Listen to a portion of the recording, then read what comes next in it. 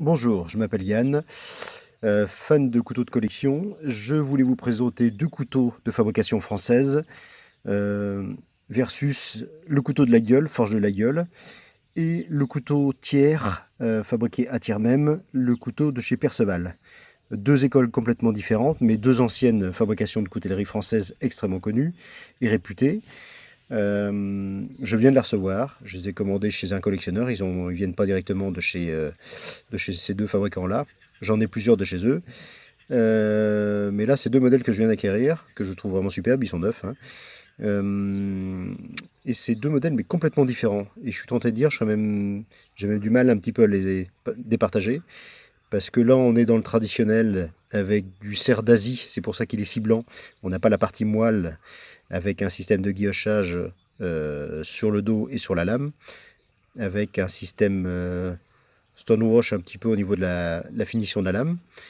On est sur un modèle plus léger que je pensais. Il fait 79 grammes seulement, avec une lame de 9 mm, un tranchant de 9 cm, pardon, sur le modèle de la Gueule. Bon, après, il a un très très beau guillochage. Ce cerf blanc d'Asie, par contre, lui donne effectivement un côté beaucoup plus sympa que le cerf européen, qui a plus de moelle et qui noircit à l'utilisation pour en avoir plusieurs. Donc voilà un petit peu pour le modèle de chez La Gueule. Donc légèrement plus lourd, mais la lame est plus longue.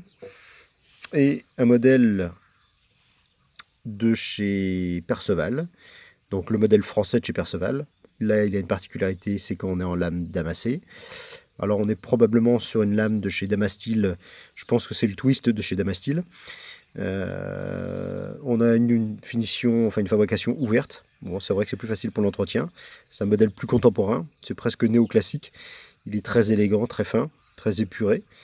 Il a l'avantage d'avoir un système liner look. Donc l'avantage c'est qu'on peut le fermer à une seule main. Il a une bonne tenue, la lame ne descend pas. Donc voilà un petit peu pour vous présenter. Alors le problème c'est qu'à une main c'est pas évident. Il est vendu avec sa petite pochette en fait. Et là on a un poids de 65 grammes seulement. Donc c'est plutôt assez léger, plutôt bien équilibré. Et la lame en coupe utile fait 8 cm. Voilà, donc c'était un petit peu pour vous présenter ces deux modèles que je viens d'acquérir. Je vous les présenter un petit peu. J'en présente régulièrement suite à mes achats. Et je vous avoue que celui-ci me paraît plus utile pour manger avec, etc. Pour l'avoir au quotidien, mais plutôt à table. Je trouve celui-ci plus intéressant avec la forme de la lame. Le Perceval, lui, est peut-être plus intéressant pour une utilisation après EDC dans la poche, en fait, entre guillemets. Parce qu'il est peut-être un peu plus contemporain, un peu plus élégant, entre guillemets. Bon, c'est notre... on est plutôt dans le moderne et d'autres dans le traditionnel. C'est deux écoles complètement différentes. Les deux sont vraiment très jolis. Bon, j'ai tendance à préférer effectivement pour manger le la gueule, que je trouve plus intéressant, parce qu'il a une tenue, le bec de Corbin fait qu'on a une tenue parfaite.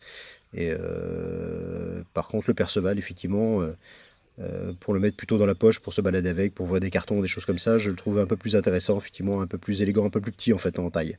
Même si chez La Gueule, on a des modèles plus petits que celui-ci, quoi. Voilà, merci de m'avoir suivi sur mon blog et je vous dis à bientôt. Au revoir.